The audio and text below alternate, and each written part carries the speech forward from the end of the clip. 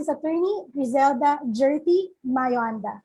She's an environmental lawyer with decades of field-based practice in the environmental advocacy and community-based resource management work in the Philippines. She established the Environmental Legal Assistance Center, or ELAC, in 1990. Now one of the Philippines' most active NGOs working to empower communities and local stakeholders to protect their natural resources. She's currently the executive director of ELAC. Attorney Gerthie, or Gerthie, as she's called by family and friends, has received several awards and commendation for her environmental work.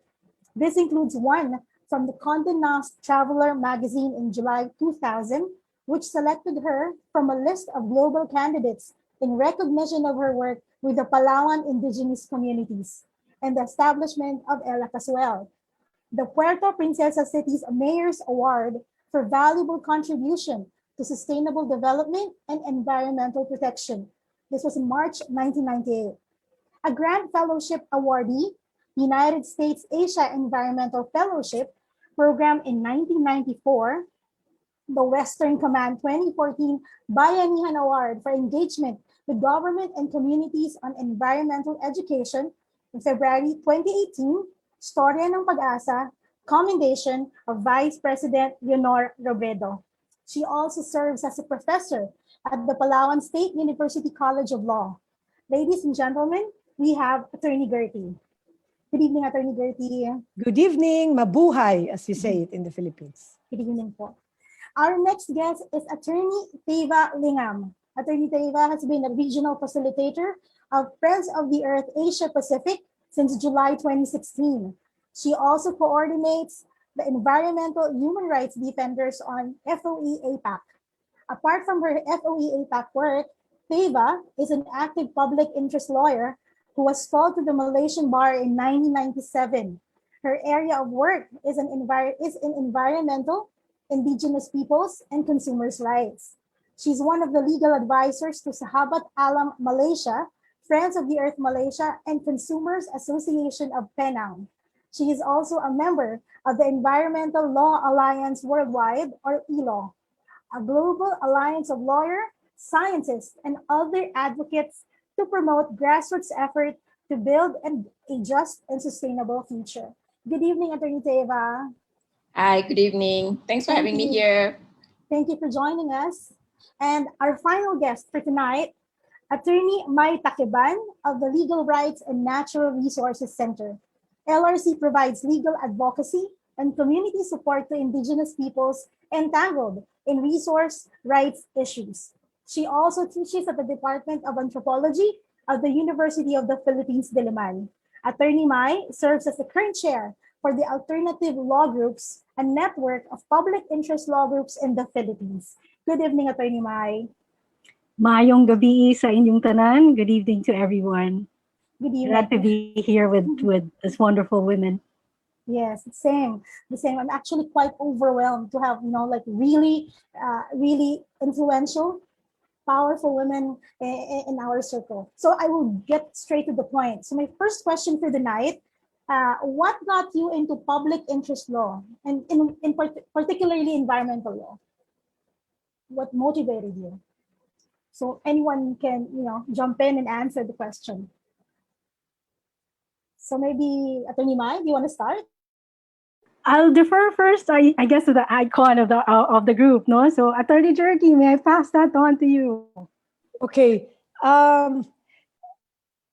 In terms of public interest work, the molding of the nuns of St. Teresa's College, I think my exposure to the papal encyclicals, and then the example reading the pedagogy of the oppressed, and then getting exposed, because that was martial law time, a few years before EDSA. That made me realize that I need to do more than just being a student. And then for my mother as a kid already taught me how to segregate and how to, grow plants. So I think I know as a kid that you need to manage biodegradable and non-biodegradable waste. So it's something that I have actually been practicing. And then I think for environment, after reviewing for the bar while waiting for the results, I had the opportunity to work with Secretary Fulgencio Factoran.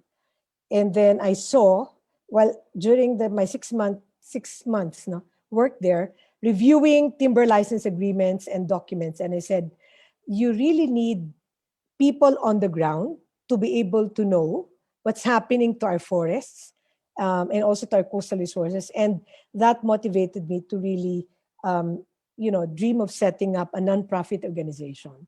So that activism is something that I've had, modesty aside, growing from college and then law school. So that's my story. Thank you. Gertie, if you don't mind me following it up with the question, how young were you exactly? Like first year, second year college? Yeah.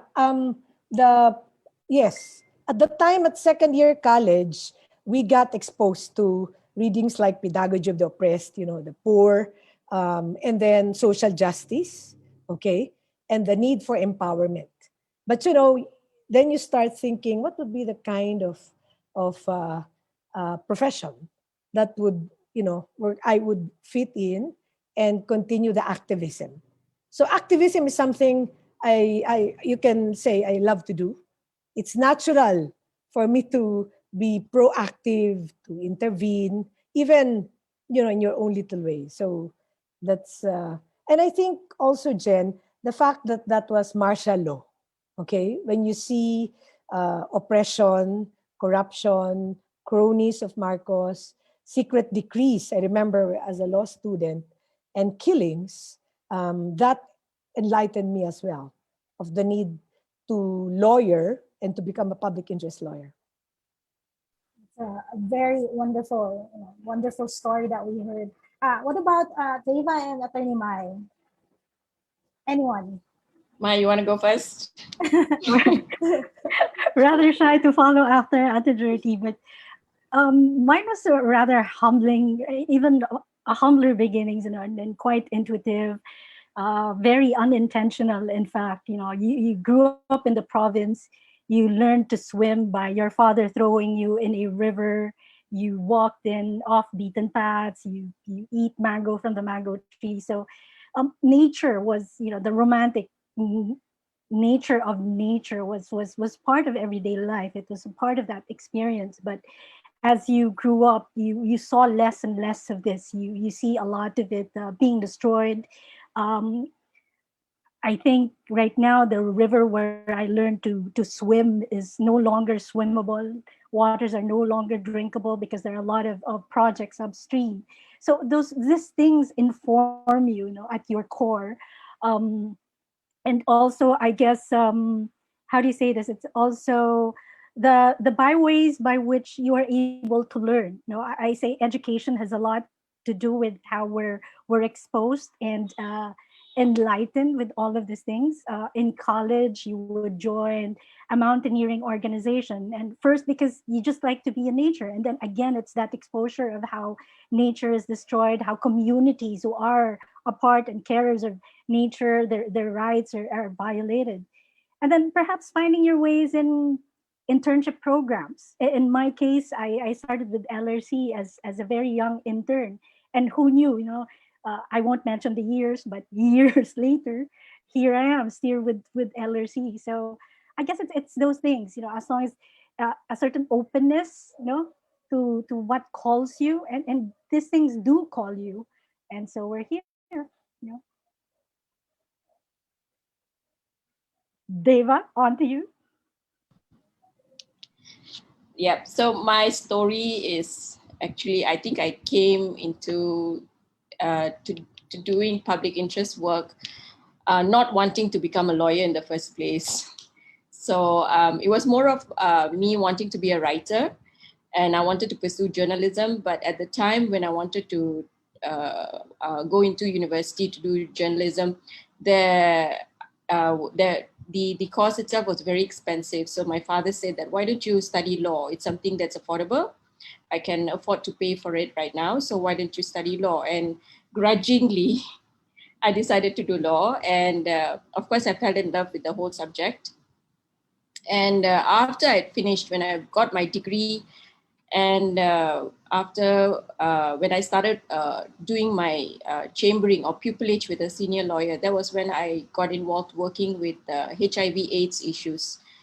And that is when I wanted to do something different. That even though I wanted to do something different in the field of law, I did not just want to join the corporate field. So what I did was I had friends then who were working, very few friends, in fact, who were actually doing public interest work. In fact, one person that I met who remains my best friend right now. So she introduced me to the one of the oldest law firms in Southeast Asia, oldest public interest law firms around here. And that is how I joined this particular law firm and started doing public interest cases. I started doing a lot of consumer issues, and not realizing that when I was in school, I would actually join the consumers organization or consumer society in school, not realizing that many years later that I would decide to do or pursue consumer cases. So that came in very handy. The little that I learned in school and the tremendous amount of work, or tremendous amount of education that I got when I began working with the public interest law firm and with the Consumers Association of Penang and with Friends of the Earth Malaysia. I mean, that exactly was my school. Actually, they really taught me loads of things before, more than what I had learned before. Thank you very much, Attorney Gerthie, Attorney Theiva, and Attorney Mai. All of the stories that you share, we really appreciate it. Something really personal, and I quite realized that all of the stories are, like self-actualization at a very young age, at a very young age. Which brings me, I've been itching to ask this question. As a woman, is it harder to be an environmental lawyer? Are there barriers to practicing environmental law as a woman? Anyone can, answer it again. So, Attorney Gerthie, do you want to start? Well, I think it's the perspective of most people is that we are fragile, okay, and delicate, so that if you go up into the forest or you take boats and traverse big waves, you may not be able to deal with it, okay? But I think that is just a common mindset. But then when they see you, okay, walking to the forest, joining these mobilizations in front of a mining company, or pushing for renewable energy against a coal plant, or going with the Tagbano indigenous peoples, in a small boat, despite big waves, with male lawyers, then they see, oh, you have the tenacity actually. And I see a lot of women, indigenous peoples, who are equally strong. So while initially there may be some, probably they underestimate you, so then they might not invite you to do enforcement work, example, or patrolling, or in fact dealing with the powerful, the powerful groups, because you may be easily stressed. That I usually hear.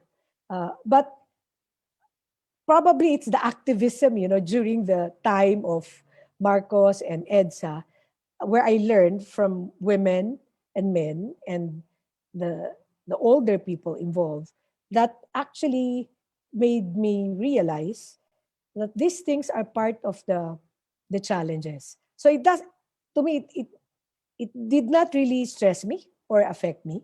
So to me, it was just a normal thing. Just like in the neighborhood, they think that the lawyer, the attorney Anda, is my husband and not me, because they think that the lawyer is usually the male person. But in the last, I would say more than 10 years now, even my students, I have more female students now and more female lawyers. So there is really a change in how people perceive women. But for environment, because that was the question, there are really a lot of obstacles along the way. Because when you walk the talk, it's not just simply learning the law and facing the court.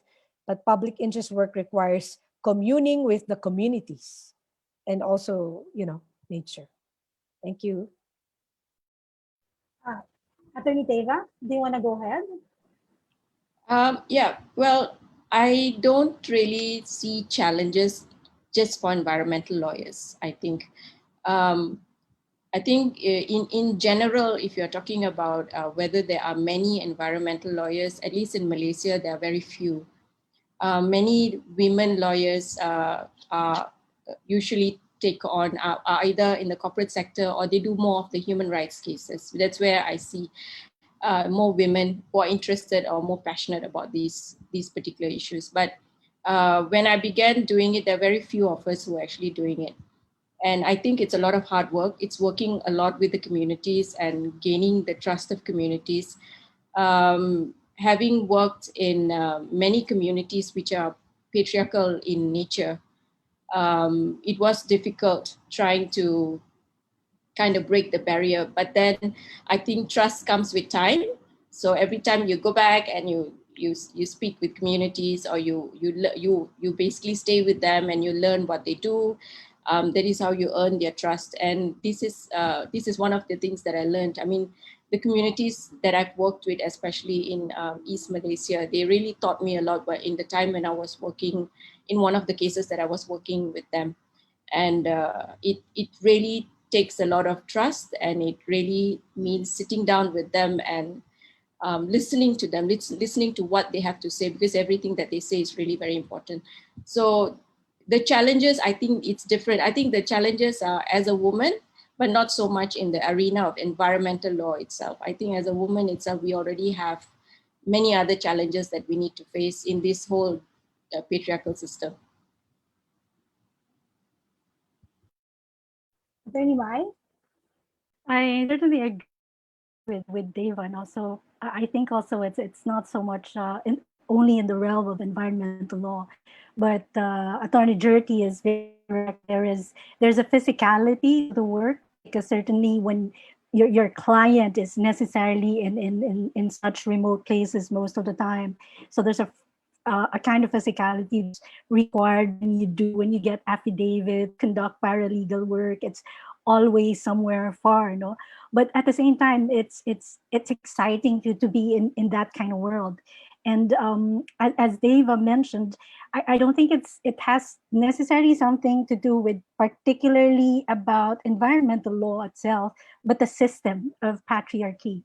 So even the laws are environmental laws, and the way we look at extraction, extractive industry, so on and so forth. These are still very reflective of a very patriarchal system. So the difficulty is really with our policies. The difficulty is really with our laws, how they still reflect patriarchal tendencies of exploitation, of resource management, so things like that. So but increasingly so, we're seeing a lot more students in law school and in other disciplines, in anthropology and social sciences, who are females and are interested in doing the work, in walking the off-beaten paths, and in not at all intimidated by the physicality or the rigor of that's required of the work, and are in fact also excited to break the glass. So there, it's more a systemic challenge, I would say, that we're facing. Thank you, Attorney Mai. Since we're in that topic already, can you share one particular case that you were involved with and that made a huge impact into your life? Like after handling this case, you never saw anything in the same light again. So maybe I would want to start now with Attorney Theiva. Since she's smiling, I think that she already recalled something. Attorney? I actually don't know what to say right now. I'm trying to think about which case changed my life. I think all the cases that I did have all the cases that I've done have actually had an impact on the way I have on who I am today. Every single person or every single client that I've met, or every person that I've met whom I have helped to do their cases have actually taught me one thing or another. Perhaps maybe I can talk a little bit about a current case that I'm working on right now, which is on this person who is actually defending gibbons in Malaysia. So she used to be a wildlife ranger with the government, and she lost her job. She was basically sacked from her job, and at the same time, while she was a wildlife ranger, she had a permit to look after gibbons, to basically rehabilitate them and then to eventually release them into the wild. And looking as I was doing the case, because we started doing this sometime at the end of 2017, and she's an amazing woman who has actually done a lot for the gibbons, and also for what do you call that, in terms of rehabilitating them.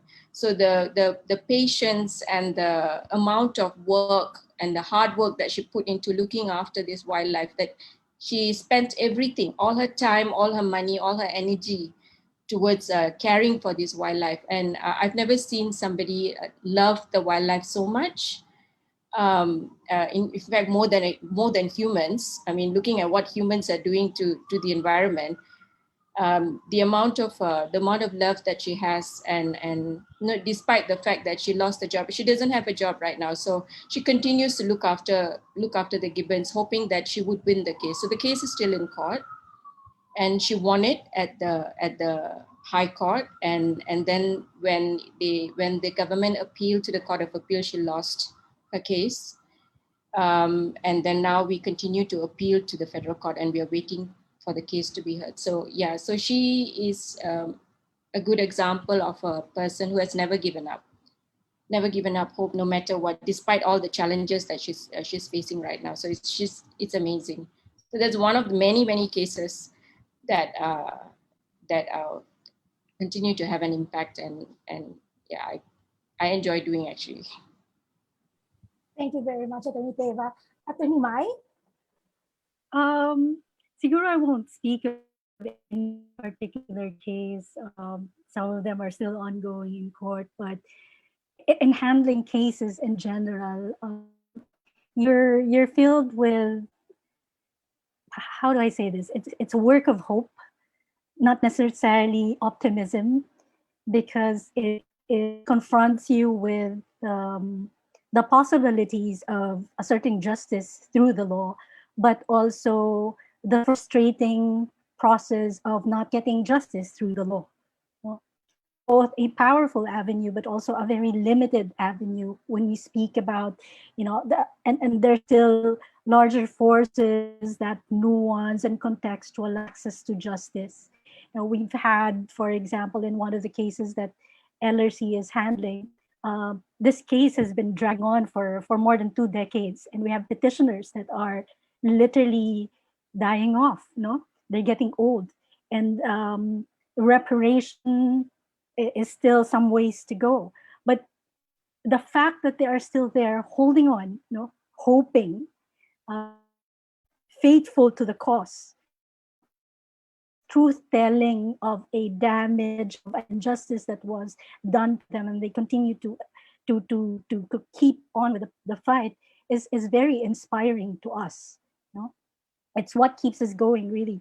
At the end of the day, we are mere counsels behind, we walk in the shadow of giants through our petitioners, and then and this is what's truly inspiring in the work that we do, notwithstanding the frustrations and challenges. Thank you very much, Atty. Mai. Thank you very much. Atty. Gerthie? There, like Theiva and also Mai, there are many cases, and each case has a story of its own. So I'm looking at for one interesting case involving mining, where initially, this was in 2011, because we launched a No to Mining in Palawan campaign. Ironically, even as the last ecological frontier, you do have threats of mining. And when we were meeting with 100 farmers, they said, okay, we'll file. But then eventually, there were only 8 who were left to sign, no, the verification. I think the challenge of the communities getting tired and exhausted with the process of building up a case. Case build up takes time, especially for environment, because you need experts. If you do not have scientific basis, the possibility that it can get dismissed is there, especially for mining. So we ended up with 8 farmers led by a woman, okay, Salvacion Villanueva. And in the process of the campaign and also the case, she became blind because of the stress. So until now, she's blind. And we partially won the case. It's a damage suit in Nara, Southern Palawan, against a mining company. And yet, we still have to enforce the damages by the mining company who alleges that they are bankrupt. But the mother company wants to mine again. So it's very interesting to see how a community who's not familiar with the judicial arena gets confused in the process, and they want to file a case, and then later they're afraid, they're hesitant. But then it's good you have 8 solid farmers who filed a citizen suit, and they also wanted it as a class suit. So it's ongoing. It's now in the level of the Supreme Court. So that's a partial victory, but so we won against the mining companies, but then against the public officials who were responsible for allowing mining in our natural forest, because you have so many special laws governing Palawan. The presumption of regularity was there. So you can see the need. I think the challenge is because it's in English. I don't know in Malaysia, Theiva, if you use your native language, but here it's English, and you'd always take effort to explain the nuances of the legal proceedings, because they cannot understand why it always gets postponed. And we were facing like 10 lawyers, okay? Sometimes I was alone facing 10 of them, or 2 of us, and they cannot understand why it gets delayed. And then the farmer who testified was subjected to more than 10 hours of cross-examination. And then he could not remember, he could not forget that.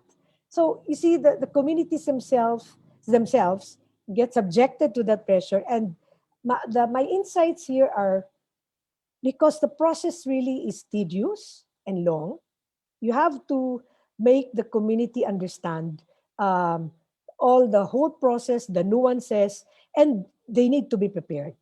So from that case, we always prepare the communities, because they may be exhausted, they get frustrated, we won, but then it's on appeal. So in other cases that we're handling now, we really have to go through administrative processes, meta-legal remedies, petitions first, and we make them understand, are you ready for a long court battle? Because you'll be witnesses, you go back and forth, there are delays. The community has to be enlightened and has to be engaged, has to be prepared. Because after all, they're the ones, no? They're not only the victims, but they're also the complainants, the plaintiffs, and the petitioners. So until now, we hope we will win it in the Supreme Court, and hopefully we can compel the rehabilitation of the mined out area, and have the farmers be compensated for the damages, because their farmlands until today are still inundated with laterite pollution. Thank you.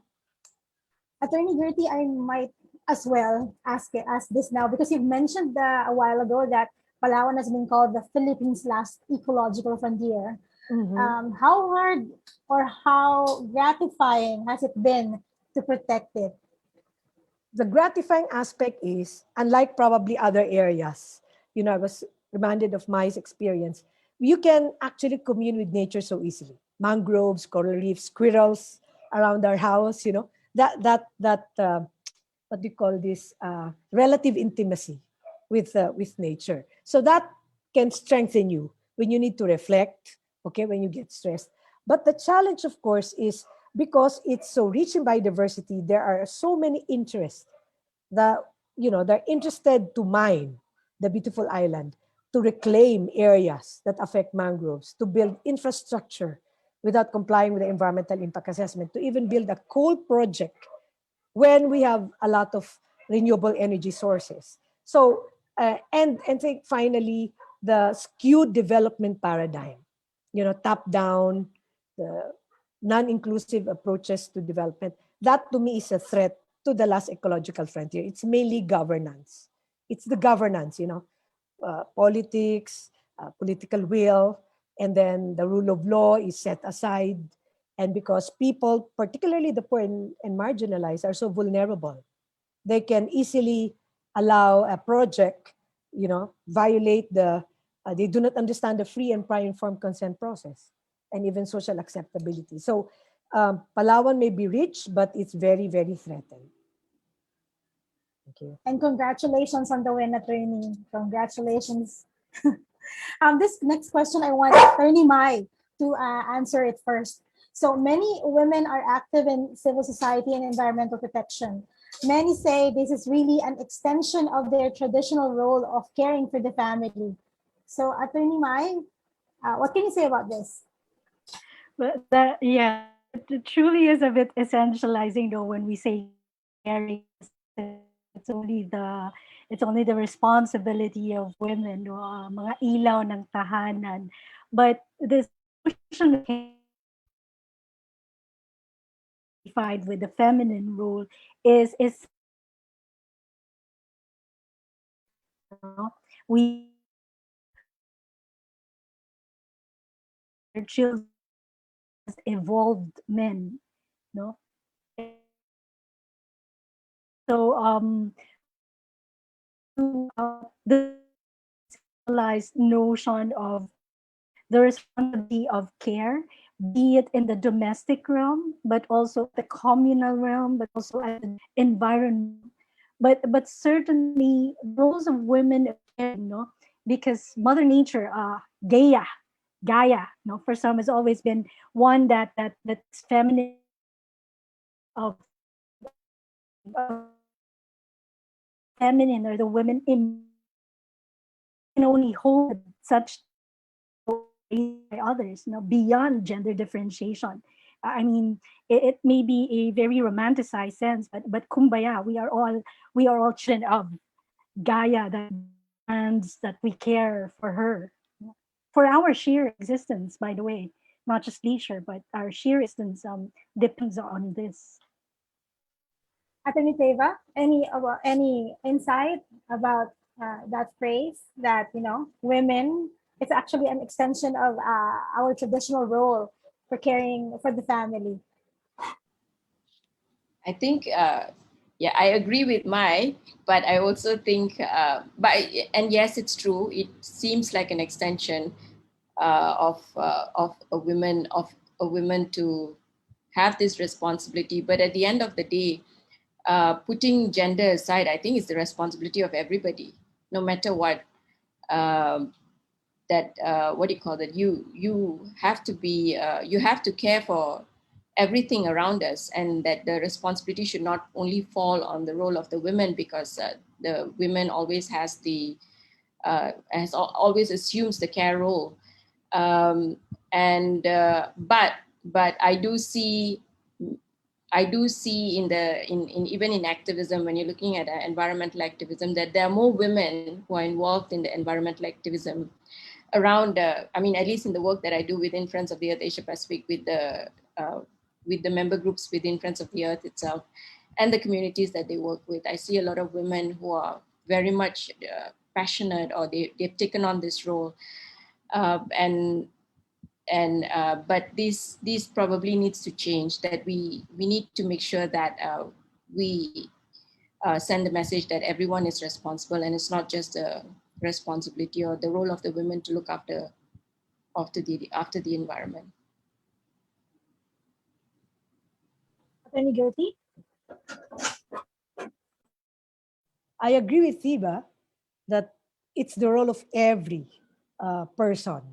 The advantage, though, of women is because of our reproductive roles. You have that nurturing character, taking extra care of the forest, the watersheds. Visiting example, the indigenous peoples and the farmer communities, where the getting water example from a river or from a stream, and then it gets polluted, okay, because of a project like a mining project or quarrying project, that actually causes a problem to the household, okay, and even to the woman because she's the one getting the water from that from the area and for the family. So if there is any environmental problem like pollution, etc., the woman actually um, feels strongly about the impact to the household because of her roles, because of the reproductive role. While everyone should have that responsibility, but women actually, of course, the young ones too, no, but they see the brunt getting the water, making sure that you have food, okay, if there is no fish, if there's rapid fish depletion in a community and there's no food for the family, the woman again immediately thinks, no, this is a problem. So I think the sensitivity, the nurturing, there's a plus and minus aspect to that. Because on one hand, you get stressed, no, but when I see this in resource management areas, when you have a watershed management or an ancestral domain sustainable development and protection plan, concrete resource management projects of the community, you see women taking the lead. Like in Honda Bay, women was managing a community-based sustainable tourism project, and they were managing the funds very well. Is it because they're women, or because they are very what they call this? They have an eye for details, and that to me is an advantage if you want to pursue natural resource protection activities, conservation activities on the ground. Thank you. Thank you very much, Attorney Gertie. In your experience, very rich experiences, what are the gender differentiated impacts of environmental destruction on women? Maybe we could start now with Attorney Mai. I think the examples that Attorney Gertie was talking about earlier, no, these are some already of some of the stories of gender differentiated impacts of environment destruction on women. No? So I'll just add on to that. In cases where there are mining corporations, there have actually been studies of increasing sexual and domestic violence occur, no, among women. In that particular industry is still very considered as very, how shall I say it, very macho. And so in that sense, you have a lot of women feeling the pressures of this, no? In many rural communities, as a result of that, you have certain diseases that are also, what do you call this, that are coming forth, no? But more that, it's women that actually also preparing the meals in the family. They feel the initial brunt of there's now a lack of food. So food insecurity is immediately felt by the woman that is taking care of the family. No, health indicators, dwindling health indicators. When family members are getting sick, now often as part of the larger impact of mining or in agro-industrial corporations, women tend to feel these things and to realize this at a more immediate, in terms of its immediate effects. And very often as well, you have in communities where initially men take leadership roles, and as they take on leadership roles and being human rights defenders and being environmental human rights defenders, and their lives are put at risk, women necessarily need to take the cudgels of such a leadership as well. No? So women are asked to take on, and so now you have a variety of burden that women take on. We usually think of double burden as something that as an urban woman would experience, a working mother taking care of her children. But this is felt by many women, most women, wherever they are. No, more so in situations where violence or human rights violations are aggravated, as in the case of rural mining communities and so on, where there is development aggression. Attorney Theiva, do you want to add something to what Attorney Mai just said? I think it's the same everywhere. I mean, what both Gertie and Mai have mentioned, this is the same story that happens everywhere, especially when, for example, in with indigenous communities, when deforestation takes place or when there are encroachers that come in and into their customary territories, and they begin to lose their land. And what happens is that when they start losing their land, many of the householders, the men folk will have to migrate or to move to the cities to find new jobs. So what happens is that women are left to look after the children or to tend to the little farm that they have. And then when you have encroachers who are also trespassers or strangers on their land, there is also this issue of security. They have to. There have been cases where when kids, young girls, are going to school, where they have to also thumb a ride from, for example, from timber companies who have vehicles to take them to school, which is a distance away. You know, there have been incidences where they have been raped. So these are some of the challenges that they have had to face. Of course, at the same time, when you have their lands being taken away, their first source of food, where they plant within their area, they begin to lose their land, and then they lose the source of this food from the land or from the rivers, which are being polluted. Or women who have no choice but to work in plantations, and where they are exposed to pesticides. And when they're exposed to pesticides, these affect their bodies as well. So they lose the right, or they lose the chances of reproducing after this. So these are some of the first or the issues that we see, and this is really very common anywhere, whether it's a mining community or a community that's affected by deforestation or any other destructive projects. Women are usually at the front line of being the first to bear the brunt of it. Attorney Gertie? I would actually echo what Mai and Theiva have mentioned, the double burden and the women bearing the brunt of the impacts, because on fisheries, we had case studies on that, and also mining and deforestation. But I think what I would like to share is the conflict that can be created within a community or even within a family when women actually want to mobilize and take action. And then that actually starts a certain internal conflict. And I've seen that several times in fishery issues, example, mining, or even forestry issues, when, example, they want to complain about the impact, and the men would not want to initiate. And the women initiate. But then when they do that, they attend meetings, they attend mobilizations, and there will now be a conflict on who will attend to the children, to family, household arrangements, okay? And I've seen that, and what we did in our actual experience was, like domestic violence in one fishing community, and then they're reporting that their husbands were questioning why they do keep on going out of the house almost every day to attend these meetings. What are these meetings about? Okay, are these petitions? So we really, the way forward there was to engage the men, okay, and make them also see the role that their wives are playing in developing an advocacy agenda, a plan on how to address a specific environmental problem. So that's what I want to add, because it's tough for women.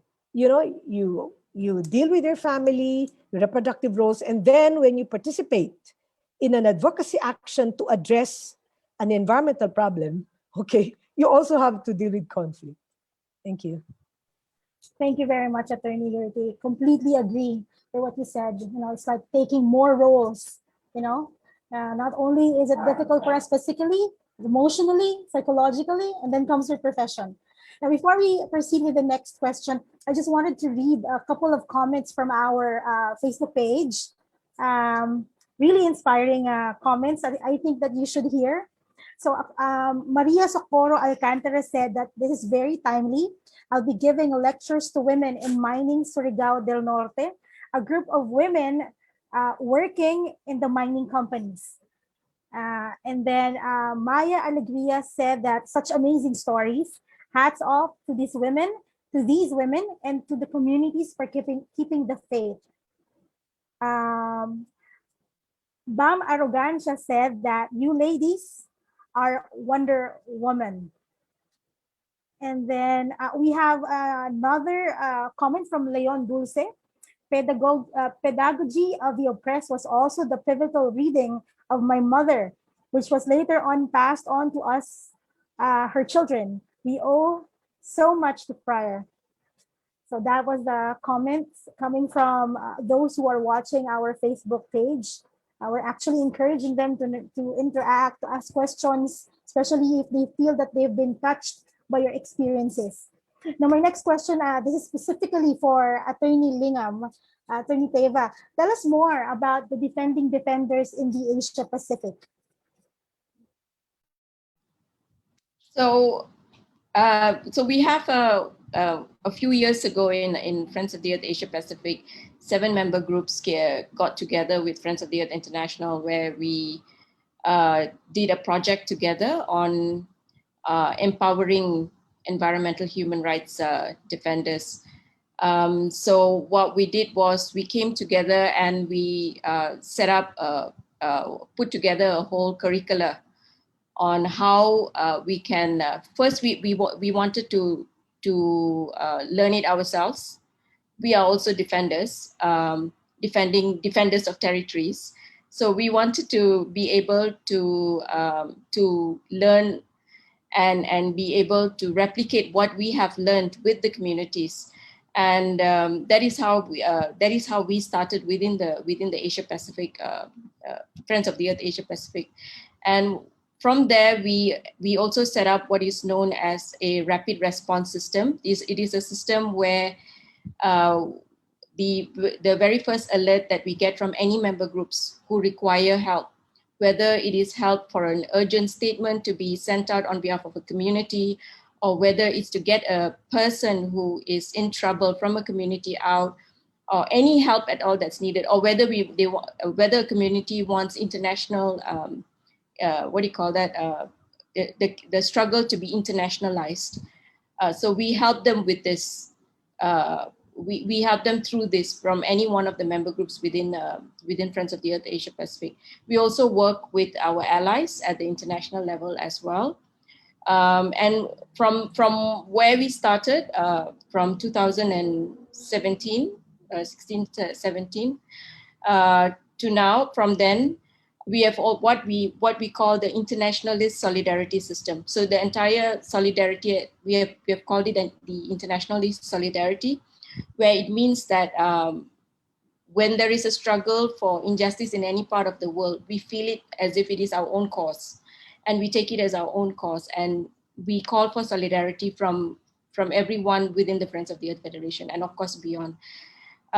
So there are some systems that are being put in place, and within the Internationalist Solidarity System that we have right now, what we do is, besides the rapid response mechanism that we are putting in place slowly, it's also documenting the struggles that are ongoing everywhere in communities that we work with. We are looking at capacity building, both within the member groups and also with the communities that we work with, which means that together with the communities, we come up with systems, or we build political awareness and understanding among the defenders of territories itself. And we also mobilize political actions, and based on our own collective understanding and the evidence of these systemic injustices. So this is some of the work that we do at the Friends of the Earth regional level with member groups. So it is still a work in progress. But I think in the past few years, we have tried to assist a number of member groups who have, where the communities have been on the receiving end from many of the corporations. For example, I think the latest one was from LRC itself in relation to the Tumandok indigenous communities, the leaders who were killed in relation to the dam. So that was one of the struggles that we have featured, but there is still a lot of work to be done. And Atty. Theiva, is there any way like a normal, an average student could, take part of this defending defenders in Asia Pacific? Can they be part of this? Can they volunteer? Is there any way that they can engage themselves if in case they hear this and they want to be part of it? Well, the Friends of the Asia Pacific is made up of 13 member groups. We are in 13 countries. We would encourage you to join or volunteer with your local groups. At this point, we are open to anyone who would like to intern with us, but we don't have like a set secretariat, because our secretariat, members of the secretariat, there are like 4 of us, and we sit all over in different countries. So we don't have an office. So anyone who would like to volunteer with us, there is work to be done. I mean, there are a lot of communication work that can be done. We are open to this, and whoever who wants to volunteer with us, maybe the first place to volunteer would probably be with the local group where you're living, where you're staying with. That'd be the best place for you to volunteer with. But of course, we welcome anyone who would like to join us and to help with the awareness raising and with the communication work and all. Thank you very much, Atty. Theiva. This one specifically for Atty. Mai, because Theiva mentioned like works with Indigenous people. What are some of the legal woes of Indigenous women amid the pandemic?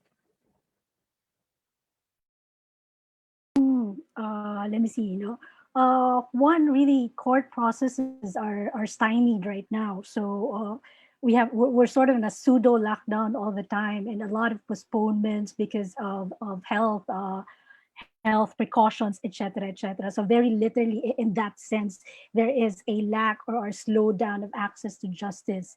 On a larger context, we see also in terms of accessing justice when we see increasing domestic violence, whether in rural or urban poor situations where women cannot access that kind of reprieve or even help, and they're stuck with their abusers. So that's a particular case. So that's a particular woe.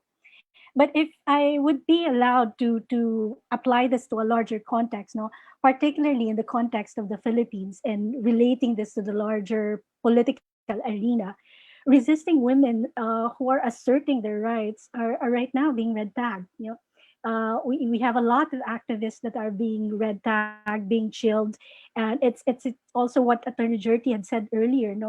As women speak up, there's a lot of conflict that occurs in the house. There's this expectation for women to keep to their place, to keep to their roles, but imagine that being applied at a larger societal level. In many ways, not just as women are told to keep to their places, we are all now being told to keep to our places by some of our rights are slowly being chilled by some of the policies that the government is passing. So the case for women is actually becoming the case for everyone, and we're feeling now exactly what women has been asserting for so long a time against the patriarchal structures. This dominance of authoritarianism, in some cases fascism as well. And these are the woes particular under the COVID condition, because the COVID condition aggravates all of this. Under lockdown, movements, mobility are being stymied. But hopefully we are finding creative ways to still keep on with the movement, to keep on asserting and resisting. Women are creative. May we teach our children to be so. Wonderful words, Attorney Mai. This question is basically a personal question coming from me, and just like really wondering if you're not your usual superwoman, what do you do to distress? Like, exactly what do you do when you have time to do things that you like? Just really, curious. So maybe we could start with Theiva. I can see you smiling. So please share. If I have time, I would really love to read. That's what I like to do. I would like to read and also listen to the music at the same time. So yes, that's my favorite pastime. Or otherwise, if I have enough, if I earn enough, I would like to go on proper holidays. Actually, that'd be nice when the borders are open again. I love the term proper holiday. So, what about Attorney Gertie? What do you do, ma'am, if you have time? Yeah, well, I'm probably fortunate that the mangroves are just near, and the sea is just near.